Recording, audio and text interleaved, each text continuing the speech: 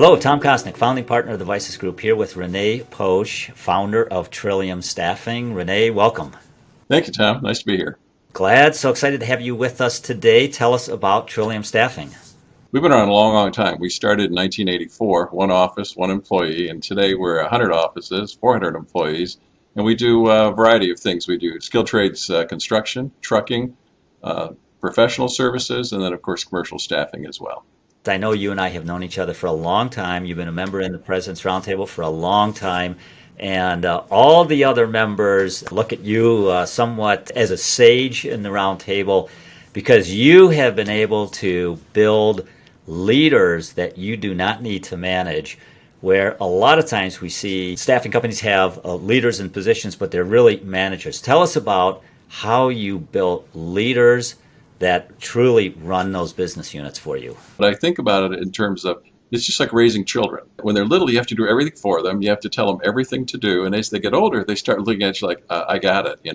And then the day comes when they turn 16 and you see them drive off in a car and you're like, wow, they really don't need me. But then you have the other side, which is sheer terror, like there's something bad going to happen. Same thing kind of applies as you learn to let go of the control that you feel you need to have as an owner or as a CEO. And I think we always feel we're the best at whatever we do. We know the most, and these people just aren't quite as good as we are. That's not true. And once you realize that, I think it gets a lot easier. It's letting go, basically, is the first step. You have to be willing to let go. If you can't let go, you're always going to be limited to how many hours a day you can work, and you're the only smart guy in the room.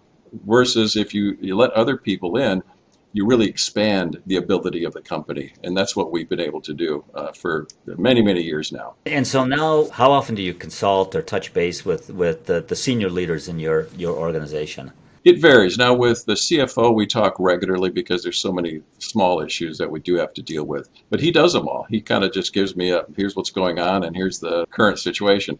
With the field folks, we talk anywhere from once a week to every other week. So it's not a daily thing.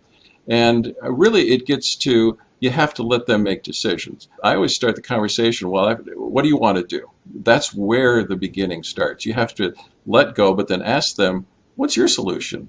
And then we talk about options. But at the end of the day, I said, well, you can do what you like. And then it gives them the confidence to feel like, I can do this, and I'm able to make decisions. And that's part of it, though, too. Being a leader and giving up is one thing, but you have to have willing people and confident people that can take it and run with it. Because I've had managers who you have to tell them what to do, and they never wanted to really run with the ball. So you have to have good leaders that can take on that role as well.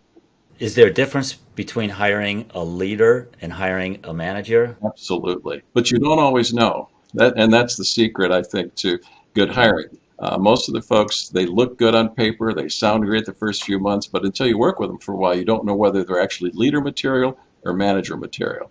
But we test them early. I say, well, what are you going to do about this? What are your choices? What do you think the best option is? Where do you want to go with this? What do you see happening if you do this or that?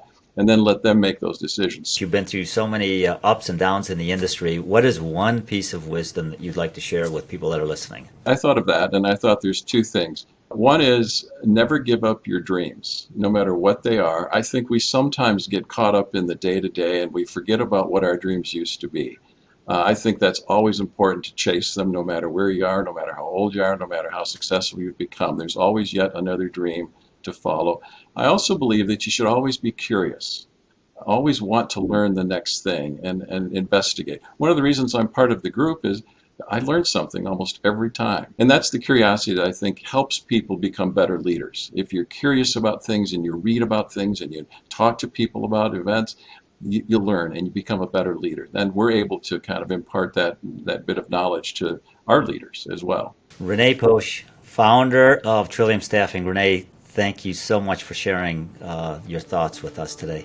Oh, it's my pleasure. Thanks a lot, Tom. You're welcome.